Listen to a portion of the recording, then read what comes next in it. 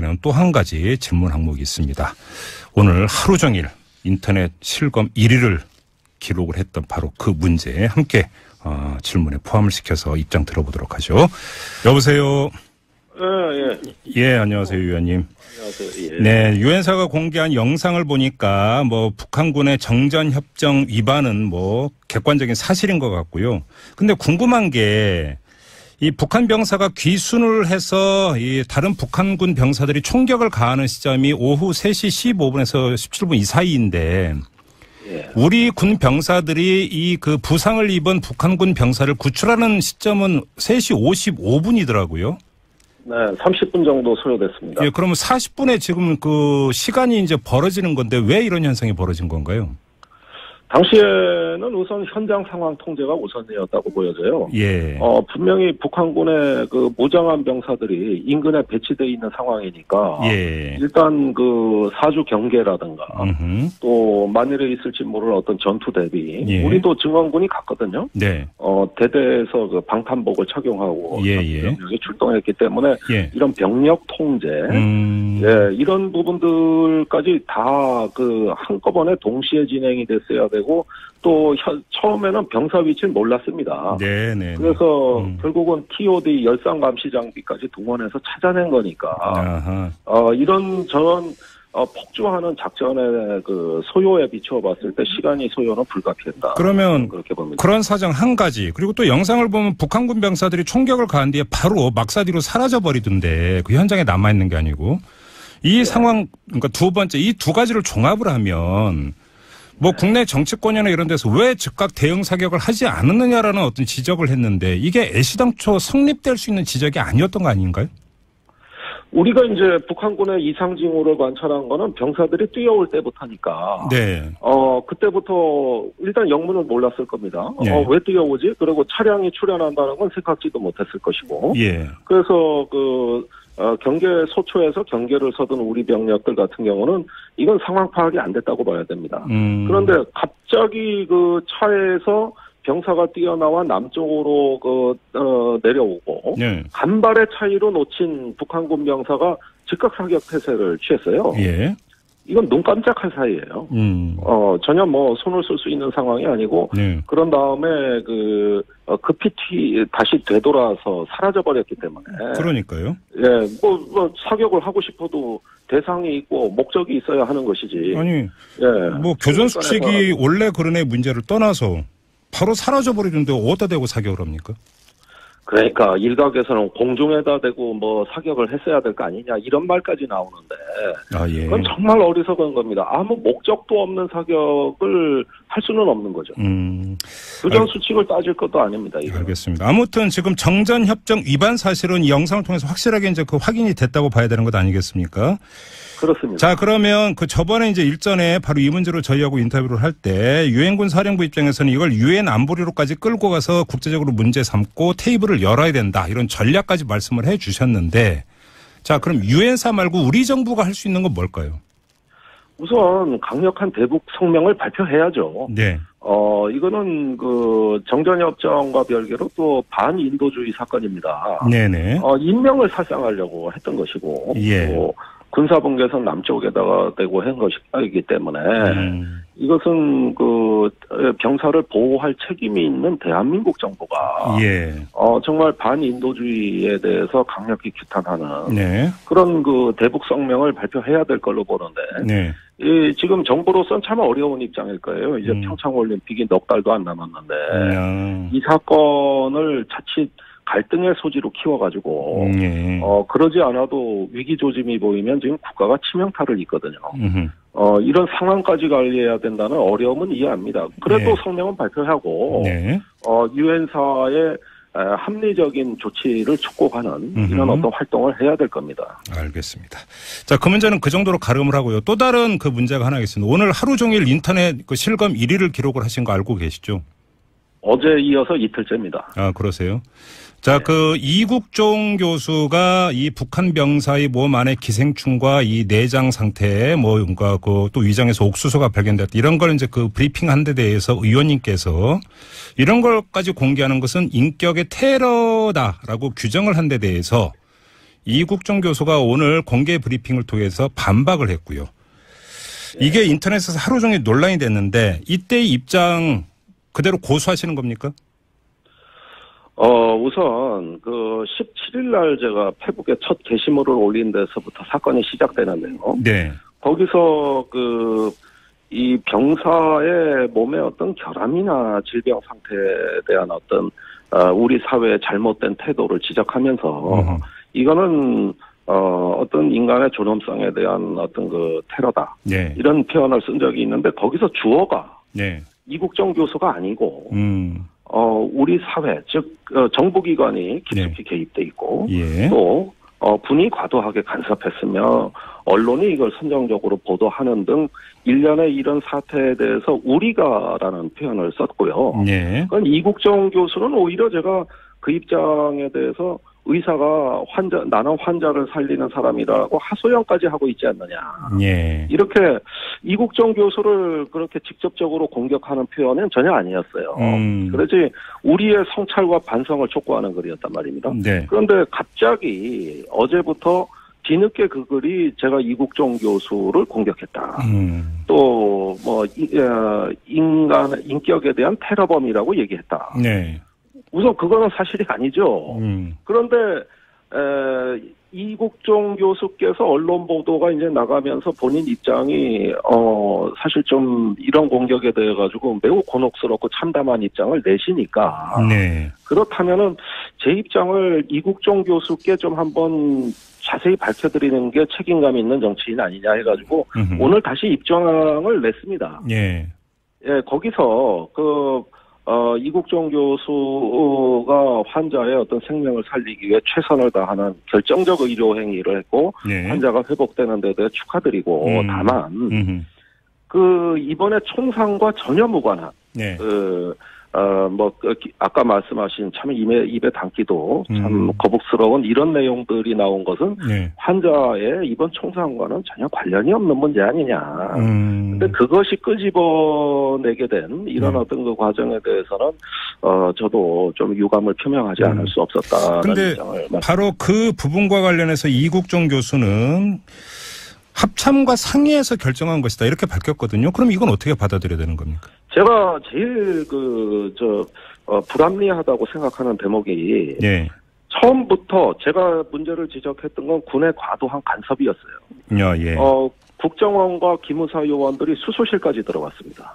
아, 그랬나요? 원래 원래 가족도 못 들어가는데요. 예. 그러면서 시시각각 비전문가들이 환자의 상태를 체크해가지고 의사의 소견보다 더 빨리 국방장관 등 정부 주요 기관에 보고를 했는데 지금 말씀하신 건 다 팩트가 확인이 된 사항이죠? 이거는 이국종 교수께서 직접 말씀하셨습니다. 15일자 기자회견에서 당시 수술실에 기무사 요원도 있었다. 이렇게 말씀을 네네. 하셨기 때문에 저는 그걸 근거로 이야기하는 건데요. 네. 14일 날 수술 하루 뒤입니다. 국방위에서 송영무 장관이 환자 생명에 지장이 없다는 발언이 나옵니다. 네.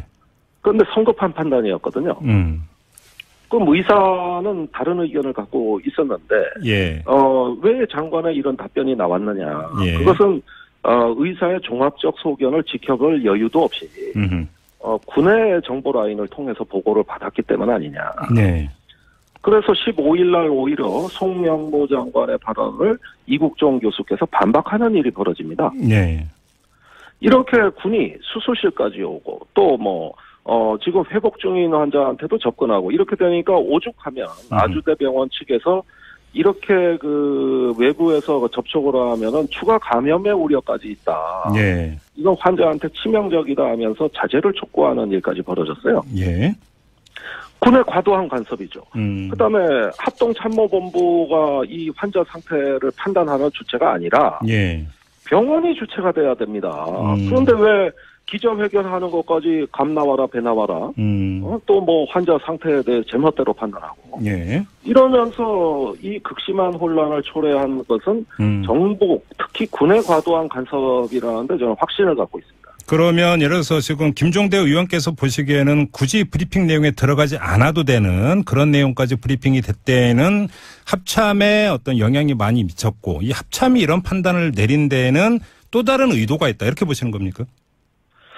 아무래도 합참이 뭐 환자 생명이나 인권보다는 정치 군사적인 문제에 집중하는 기관이고 네. 그러다 보면은 의사께서는 그 기자회견 할 때마다 언론에 하소연하기를 네. 정말 좀 나 좀 가만히 내버려 달라. 나는 그 환자를 치료하는 사람 아니냐. 네. 그러면서 외부의 그 과도한 시선들 몹시 부담스러워하면서 하소연을 했고요. 네. 또 어떤 발표의 경우에 대해서 합참하고 상의를 했다. 이렇게 말씀을 하신 걸 봤을 때 합참이 개입해서 안 되는 것까지 개입을 하고 그다음에 기자회견의 내용들이 일부 부적절한 내용들이 있었던 것도 그 영향권에서 벌어진 일이라면 네. 이것은 환자를 보호하는 게 목적이 아니라 네. 어떻게 보면은 이 사건을 어떤 정치 군사적으로 또 활용하거나 또는 그런 그 인권의 다른 측면에서 이걸 바라봤다는 이야기가 되는 거거든요. 예. 이런 점에서는 저는 다음에 국방위에서 이 점은 반드시 따지고 넘어가겠습니다. 알겠습니다. 이 점은 어떻게 보세요? 이게 지금 정치권으로까지 번졌는데 자유한국당의 김진태 의원은 북한의 깡패 정권에는 한마디도 못하면서 무슨 뭐 인권 운운을 하냐 이렇게 의원님을 공격을 했고요. 바른정당의 하태경 의원은 북한 인권에 대한 무관심 때문에 김종대 의원의 저런 발언이 나온 것이다. 또 이렇게 규정을 했습니다. 어떤 입장이십니까? 아니 지금 북한 인권을 이야기한다 그러는데 그럼 환자 인권을 얘기하면 안 된다는 그 논리가 네. 저는 참으로 어이가 없고 예. 북한의 그 의료품 뭐 백신이라든가 의료 지원하자 그럴 때 누가 반대했습니까? 지금 뭐 환자 상태가 상당히 그 건강상의 문제가 많은 것으로 알려져 있는데 예. 아니 그런 것들 우리가 다 의료 지원을 하고 백신도 주고 해가지고 저 북한 주민들의 생활상을 개선하자고 얘기한 건 진보 정당 아닙니까? 예. 그런데 지난번 5차 핵실험 했다고 해서 박근혜 정부에서 그동안 북한에 주던 백신 다 끊어버렸잖아요. 그것이 보수 정당들의 입장 아닙니까? 예. 그러면은 북한의 인권을 이야기하는데 의약품 지원을 왜 끊었냐는 말이죠.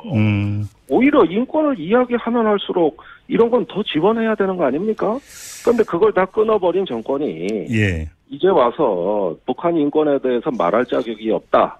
이렇게 저희를 공격하게 되면 네. 참으로 참담하다. 그 주민들의 생활 수준 높이자고 할 때마다 반대하던 정당이 예. 이제 그런 이야기한다는 건 적반하장이라고 저는 생각합니다. 알겠습니다. 자, 말씀 여기까지 들을게요. 고맙습니다, 의원님. 예, 감사합니다. 네, 지금까지 정의당의 김종대 의원이었습니다. 쪽으로 내려오고 네. 간발의 차이로 놓친 북한군 병사가 즉각 사격 태세를 취했어요. 예. 이건 눈 깜짝할 사이예요. 전혀 뭐 손을 쓸 수 있는 상황이 아니고 네. 그런 다음에 급히 다시 되돌아서 사라져 버렸기 때문에. 그러니까요. 예, 뭐 사격을 하고 싶어도 대상이 있고 목적이 있어야 하는 것이지. 아니, 예. 뭐 교전 수칙이 원래 그런 애 문제를 떠나서 바로 사라져 버리는데 어디다 대고 사격을 합니까? 그러니까 일각에서는 공중에다 대고 뭐 사격을 했어야 될 거 아니냐 이런 말까지 나오는데 예. 그건 정말 어리석은 겁니다. 아무 목적도 없는 사격을 할 수는 없는 거죠. 교전 수칙을 따질 것도 아닙니다. 이거는. 알겠습니다. 아무튼 지금 정전협정 위반 사실은 이 영상을 통해서 확실하게 이제 그 확인이 됐다고 봐야 되는 것 아니겠습니까? 그렇습니다. 자, 그러면 그 저번에 이제 일전에 바로 이 문제로 저희하고 인터뷰를 할 때 유엔군 사령부 입장에서는 이걸 유엔 안보리로까지 끌고 가서 국제적으로 문제 삼고 테이블을 열어야 된다. 이런 전략까지 말씀을 해 주셨는데 자, 그럼 유엔사 말고 우리 정부가 할 수 있는 건 뭘까요? 우선 강력한 대북 성명을 발표해야죠. 네. 이거는 그 정전협정과 별개로 또 반인도주의 사건입니다. 네네. 인명을 살상하려고 했던 것이고. 예. 또 군사분계선 남쪽에다가 대고 한 것이기 때문에 이것은 그 병사를 보호할 책임이 있는 대한민국 정부가 예. 정말 반인도주의에 대해서 강력히 규탄하는. 네. 여기는 또 한 가지 질문 항목이 있습니다. 오늘 하루 종일 인터넷 실검 1위를 기록을 했던 바로 그 문제에 함께 질문에 포함을 시켜서 입장 들어보도록 하죠. 여보세요. 예, 안녕하세요, 위원님. 안녕하세요. 예. 네, 유엔사가 공개한 영상을 보니까 뭐 북한군의 정전협정 위반은 뭐 객관적인 사실인 것 같고요. 근데 궁금한 게 이 북한 병사가 귀순을 해서 이 다른 북한군 병사들이 총격을 가하는 시점이 오후 3시 15분에서 17분 이 사이인데 우리 군 병사들이 이 그 부상을 입은 북한군 병사를 구출하는 시점은 3시 55분이더라고요. 네, 30분 정도 소요됐습니다. 예, 그러면 40분에 지금 그 시간이 이제 벌어지는 불가피했다. 그러면 그렇게 봅니다. 그런 사정 한 가지. 그리고 또 영상을 보면 북한군 병사들이 총격을 가한 뒤에 바로 막사디로 사라져 버리던데 그 현장에 남아 있는 게 아니고 이 상황 그러니까 두 번째 이 두 가지를 종합을 하면 뭐 국내 정치권이나 이런 데서 왜 즉각 대응 사격을 하지 않았느냐라는 어떤 지적을 했는데 이게 애시당초 성립될 수 있는 지적이 아니었던 거 아닌가요? 우리가 이제 북한군의 이상 징후를 관찰한 거는 병사들이 뛰어올 때부터니까. 네. 그때부터 일단 영문을 몰랐을 겁니다. 네. 왜 뛰어오지? 그리고 차량이 출현한다는 건 생각지도 못했을 것이고. 예. 그래서 경계 소초에서 경계를 서둔 우리 병력들 같은 경우는 이건 상황 파악이 안 됐다고 봐야 됩니다. 그런데 갑자기 그 차에서 병사가 뛰어나와 남는 건데 왜 이런 현상이 벌어진 건가요? 당시에는 우선 현장 상황 통제가 우선이었다고 보여져요. 예. 분명히 북한군의 그 무장한 병사들이 인근에 배치되어 있는 상황이니까. 예. 일단 그 사주 경계라든가 또 만일에 있을지 모를 어떤 전투 대비. 예. 우리도 증원군이 갔거든요. 네. 대대에서 그 방탄복을 착용하고. 여기 출동했기 때문에. 예. 이런 병력 통제. 예. 이런 부분들까지 다 그 한꺼번에 동시에 진행이 됐어야 되고 또 처음에는 병사 위치를 몰랐습니다. 네네. 그래서 결국은 TOD 열상 감시 장비까지 동원해서 찾아낸 거니까. 이런 저런 폭주하는 작전의 그 소요에 비추어 봤을 때 시간이 소요는